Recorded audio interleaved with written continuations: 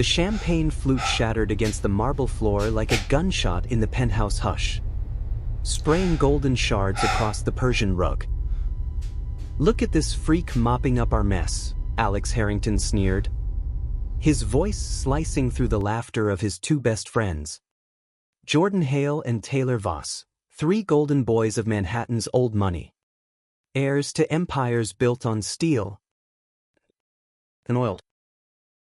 David froze mid-swipe, the mop handle slick in his grip, his heart slamming against his ribs as their eyes, cold, wild, gleaming with the boredom of the untouchable, locked onto him like he was nothing more than spilled vintage Dom Perignon.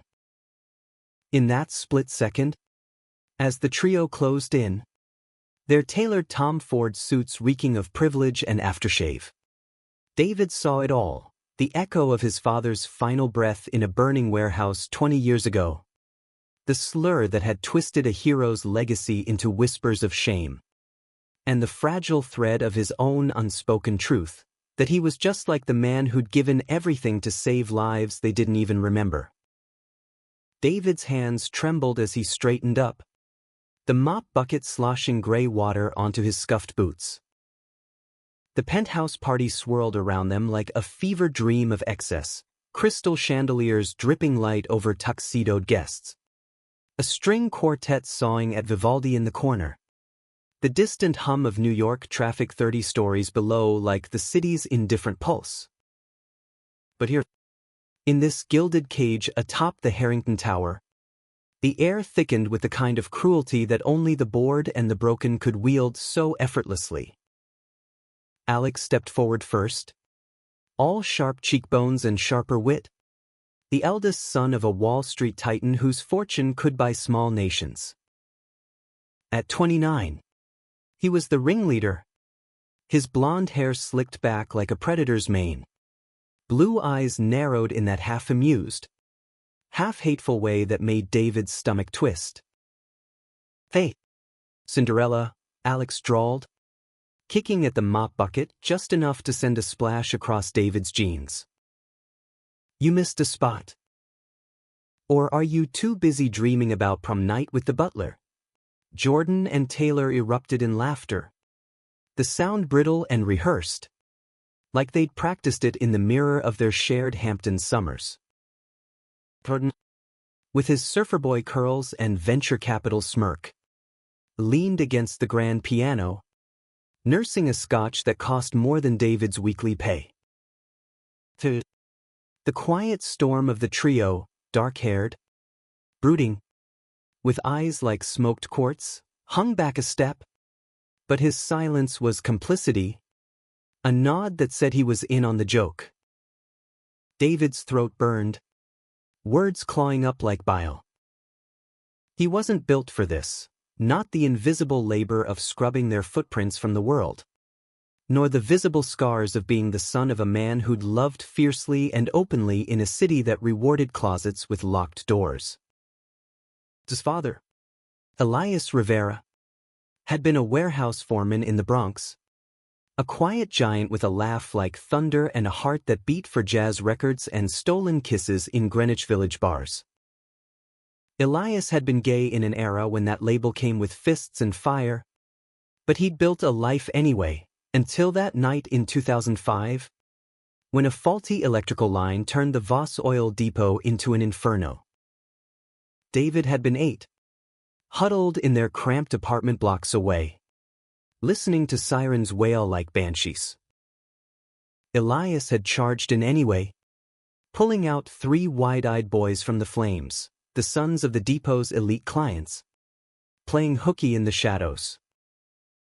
Alex, Jordan, Taylor, barely 9, 11, coughing and clinging to the stranger who'd become their ghost savior.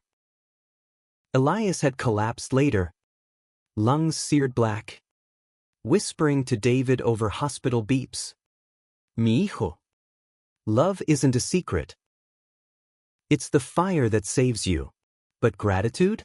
That was for fairy tales." Elias's obituary mentioned the save in a footnote, buried under headlines about his unconventional lifestyle and the whispers that followed David like smoke, the faggot's kid. The janitor's queer spawn.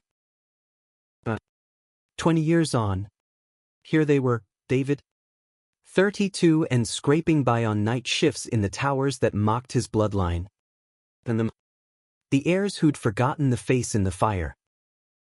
"You're disgusting," Jordan chimed in, his voice slurring just enough to betray the cocaine-laced high they'd chased in the powder room.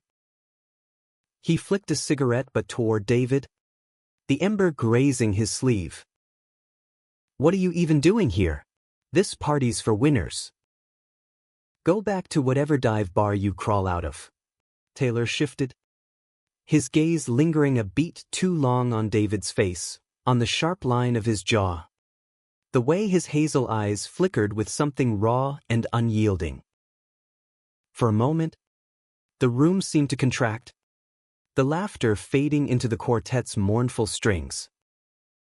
Taylor had always been the observer, the one who sketched architecture in hidden notebooks while the others partied. But tonight, under the weight of too many martinis, he felt a pull he couldn't name, a curiosity laced with shame, like staring into a mirror cracked by his own reflection. David swallowed hard, the locket at his throat suddenly heavy as an anchor. He could walk away, like he always did, head down, mop in hand, another shift blending into the endless gray of survival. But something snapped, a frayed wire in his chest sparking to life. "You think this is funny?" he said, his voice low and steady, laced with the Bronx edge he'd tried to sand down for these marble halls. "Mocking a man who's just doing his job? Must be easy when your biggest worry is which yacht to trash next." The room hushed further, a few heads turning, old money widows with pearl clutches, tech bros pretending not to eavesdrop. Alex's face twisted, amusement curdling into something uglier. "Oh, the help has opinions now? What's your name? Anyway, something spick, right?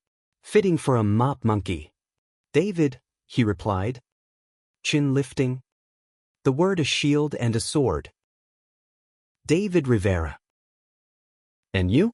You're the Harrington kid, the one who was pulled out of a fire by a man you wouldn't piss on if he was burning." The words hung there, toxic and true. And for the first time, Alex faltered, his smirk cracking like thin ice. The fallout was swift, a ripple through the party's polished surface. Alex shoved David back against the wall, the impact jarring his spine, champagne flutes clinking in alarm nearby. "What the fuck did you just say?" Alex hissed, close enough that David could smell the bourbon on his breath, see the dilated pupils betraying a vulnerability masked as rage. Jordan grabbed Alex's arm, pulling him off with a laugh that didn't reach his eyes. "Easy. He's delusional. Probably high on cleaner fumes." But Taylor didn't move, his stare fixed on David like he was piecing together a puzzle from ashes. There was a flicker, recognition, guilt. It vanished as quickly as it came, swallowed by the trio's retreat into the crowd, leaving David to mop up the literal and figurative mess alone. Later that night, as the party devolved into dawn's haze, guests stumbling into elevators, confetti crunching under heels, David clocked out in the service basement, the fluorescent buzz of familiar dirge. He leaned against the lockers, fingers tracing the locket's edges. The tiny photo inside faded but fierce, Elias in his prime, arms wrapped around a lover lost to AIDS, both of them grinning against a Coney Island sunset. "Dad," David whispered to the empty air, "they don't remember." "And why should they? Heroes like you get footnotes? Not parades." In the Harrington penthouse's master suite, Alex paced like a caged wolf, Jordan sprawled on the leather sectional scrolling his phone. Taylor nursing a black coffee at the floor-to-ceiling windows overlooking the Hudson. The city lights bled into the river like accusations, and none of them could shake the janitor's words. "Rivera," Jordan muttered finally, breaking the silence. "That name rings a bell. From the news or some shit?" Alex stopped, running a hand through his hair, the gel giving way to disheveled strands. "Bullshit. Guy's full of it. Probably saw my baby pics online and spun a sob story for tips." Taylor turned slowly, his voice quiet but edged.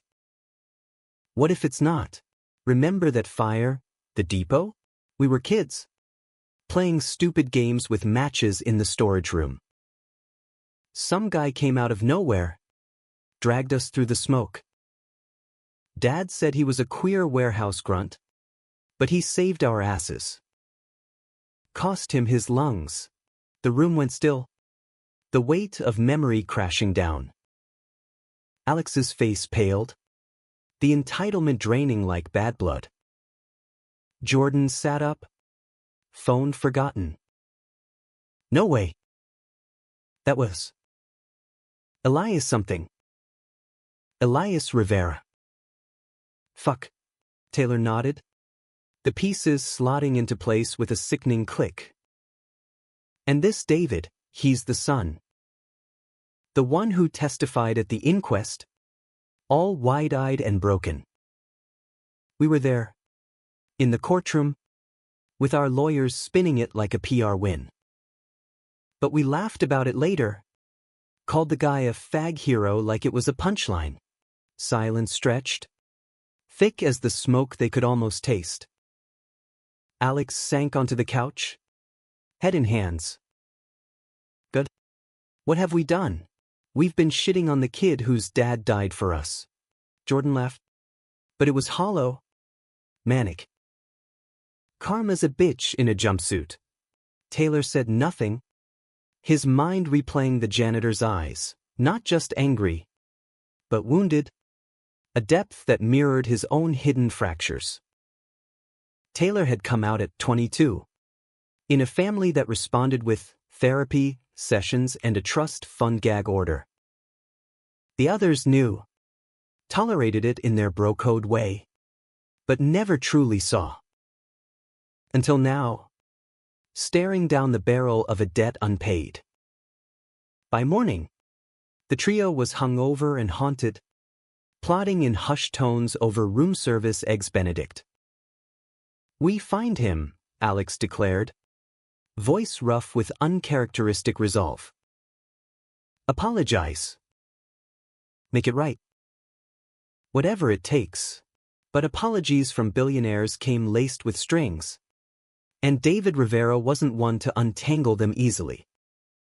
David's shift ended at 6 a.m., the city awakening in shades of smog and steel as he trudged to the subway in Hell's Kitchen.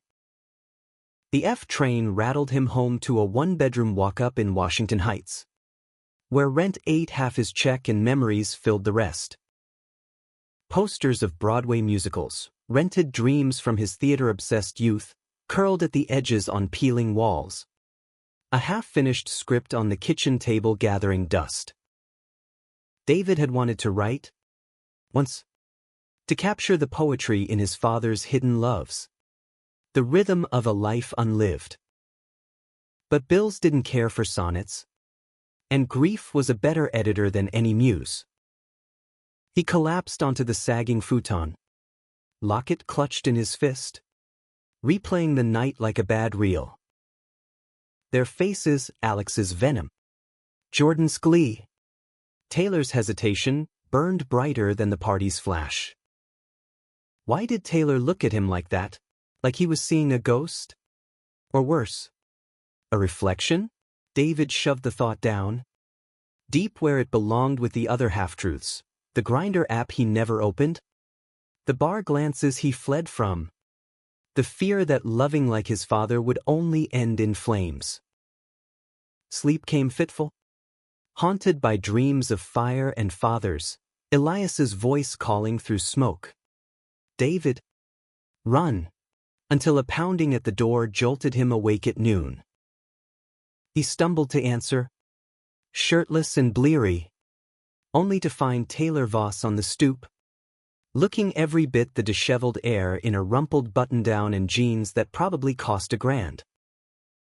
David Rivera? Taylor said, voice tentative, holding a paper bag from Zabbers like an olive branch. Can we talk? Please. David's pulse spiked. Defenses slamming up. How'd you find me? Resources, Taylor admitted with a wry twist of his lips. I'm sorry. About last night. About everything. The hallway smelled of cabbage and regret.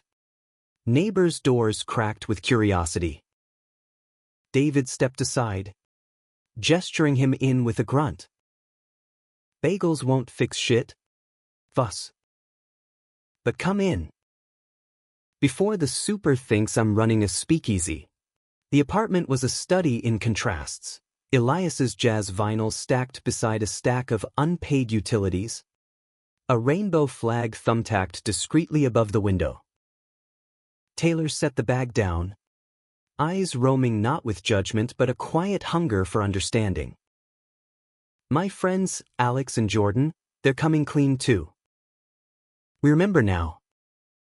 Your dad. Elias. He saved us. And we repaid it by treating you like garbage.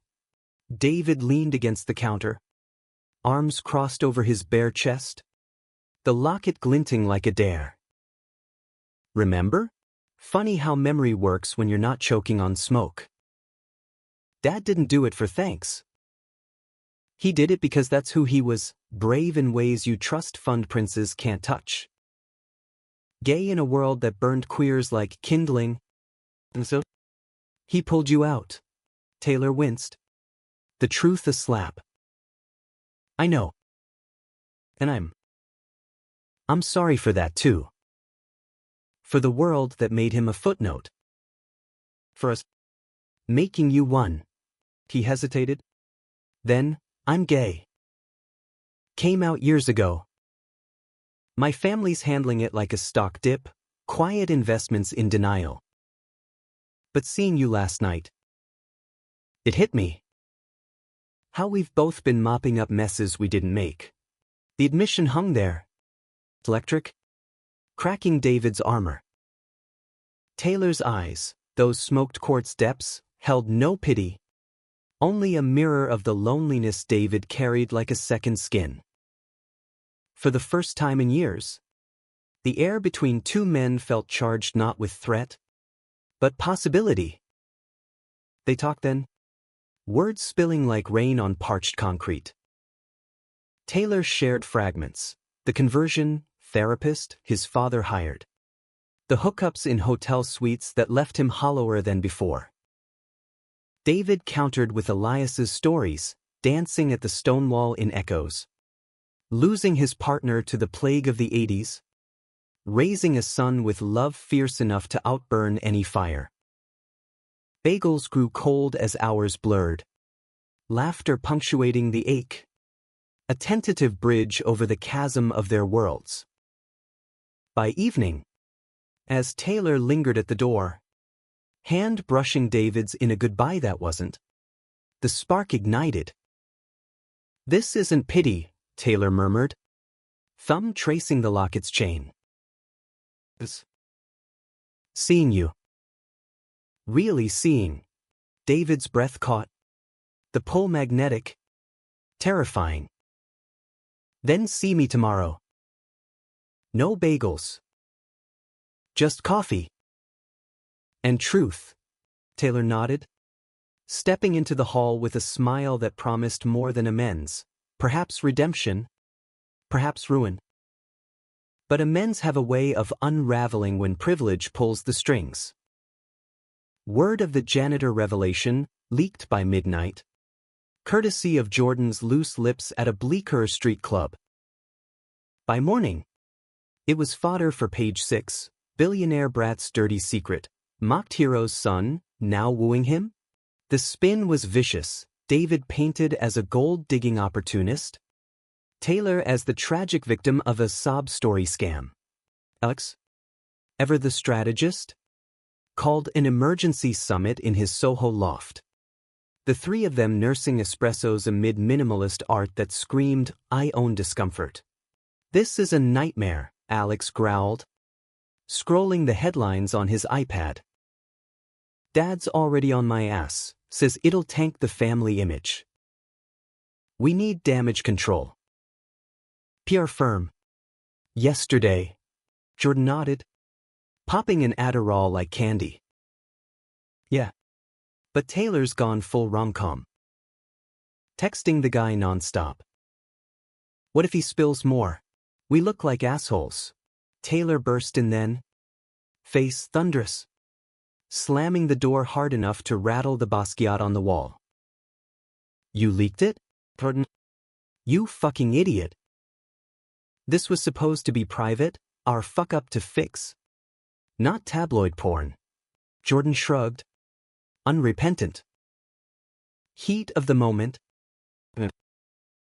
Some reporter chick was all over me about the party drama.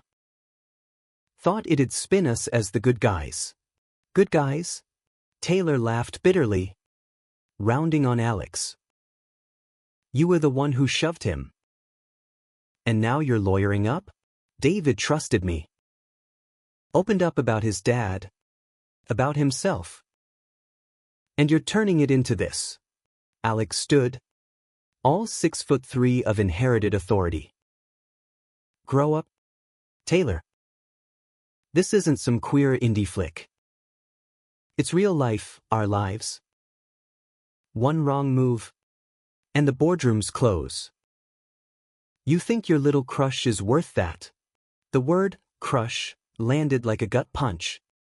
Taylor's fists clenching. He'd always been the outlier, the sensitive one. Sketching blueprints for sustainable towers while they chased highs and highs. But love? That was the line they wouldn't let him cross. Not with the help. "Fuck you, Alex. Both of you. Elias Rivera didn't die so we could stay kings of the closet." Taylor stormed out, the door echoing his fracture.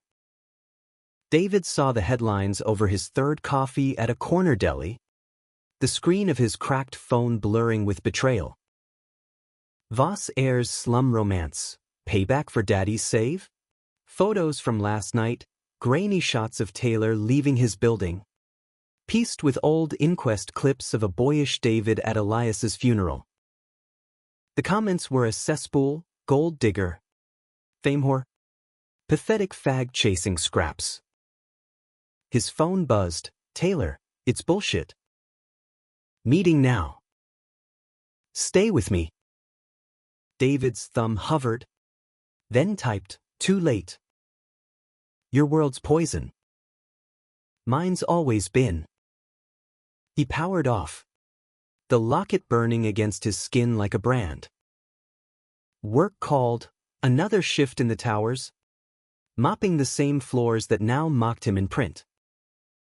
But as he rode the escalator up, resolve hardened. No more bridges. No more seeing. The confrontation came at dusk, in the penthouse loading dock where deliveries whispered secrets to the wind. David was hauling trash bins, sweat beading on his brow, when Alex and Jordan cornered him, flanked by a suited fixer named Harlan. All shark smiles and NDAs. "Mr. Rivera," Harlan began, extending a folder thick as a Bible. "My clients wish to extend their deepest apologies, along with a gesture of goodwill. A settlement, enough to start fresh. College? Perhaps? A business?" David dropped the bin, the clang reverberating like judgment. "Goodwill? This your idea of amends? By my silence like you bought your way out of remembering my dad." Alex shifted, discomfort cracking his facade. David, we were drunk. Stupid. But this media circus? It's killing us. Sign this, and we make it go away. For everyone. Jordan nodded eagerly. Yeah. And hey, Taylor's just confused. Heat of the moment. You're a good guy. But levels. You know, the word levels was the spark. David lunged, grabbing Alex by the collar, slamming him against the chain-link fence. Levels? My father choked on your fucking smoke so you could lecture me on levels? He loved a man in a city that let AIDS ravage us, buried us in lies, and still he saved your spoiled asses. And you? You'd sell his memory for a headline scrub? Harlan stepped forward, phone out for a recording, but Jordan yanked him back, eyes wide with something like awe or fear.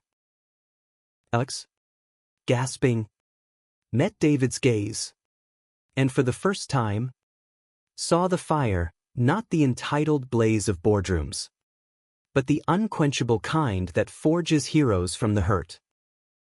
Let him go, Alex rasped, hands up in surrender. We were wrong. All of it. David released him, chest heaving, the dock's shadows lengthening like accusations. Tell Taylor that. If he hasn't already run. He walked away then, into the neon-veined night, the folder untouched on the concrete. Taylor found him at the High Line, where the old rail tracks bloomed with wildflowers and whispered confessions. David sat on a bench overlooking the Hudson, locket open in his palm, Elias's photo catching the sunset's fire. Taylor approached slow, like taming a storm, collapsing beside him without a word. I saw the headlines, Taylor said finally, voice raw. Alex and Jordan, they tried to fix it their way. Money. Silence. I told them to fuck off. David didn't look up. And you? What's your way? Us? Another sketch in your notebook? Or do I get the full tour, the galas? The closets? The discreet life your daddy approves? Taylor flinched, but stayed. No. My way is this, sitting here, seeing you. All of you. The anger, the grief, the beauty you hide like it's a weapon. He reached out, fingers brushing David's hand, tentative as a first kiss. I don't want levels. I want real. Like your dad had. Like we could. The touch ignited. A slow burn through David's veins. Turned. Hazel eyes locking on Taylor's. The city sprawling below like a canvas of second chances.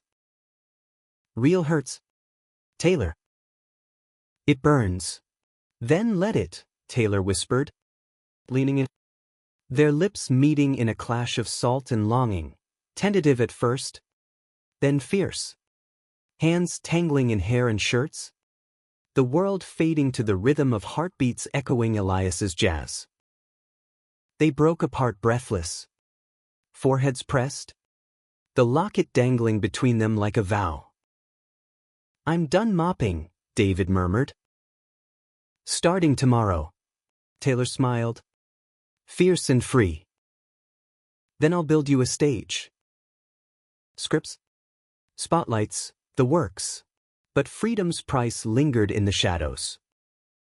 Weeks blurred into a fragile idyll, stolen nights in Taylor's loft, where blueprints mingled with David's half-written pages, mornings tangled in sheets, tracing scars both visible and veiled.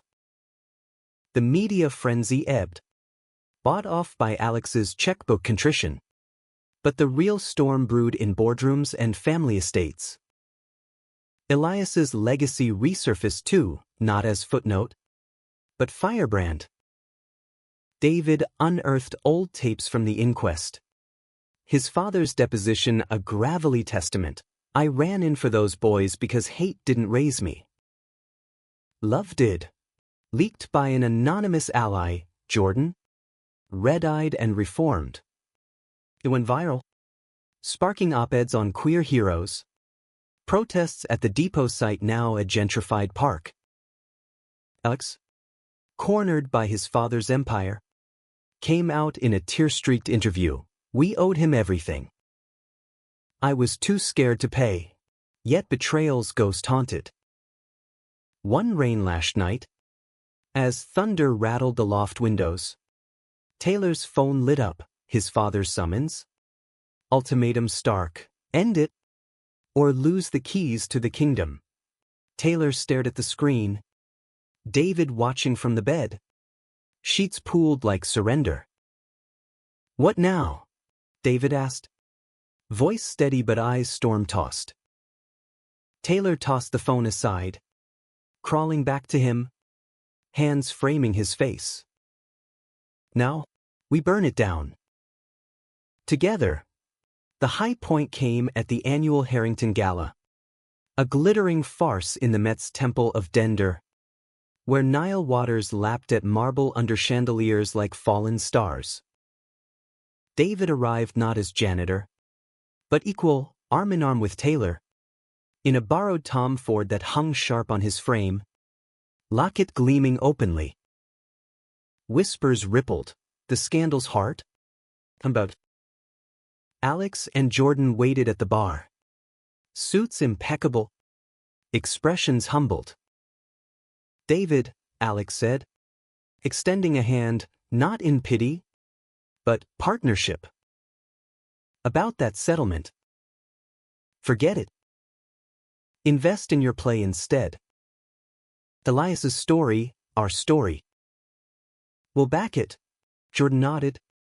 A flask passed under the table. And if you need assholes to play the villains. We're method. Laughter broke the tension. Genuine and healing. As the quartet struck up a jazz riff, Elias's favorite. My Funny Valentine. Taylor pulled David to the floor. Bodies swaying in the crush. The world watching but not defining. But climax demands crescendo.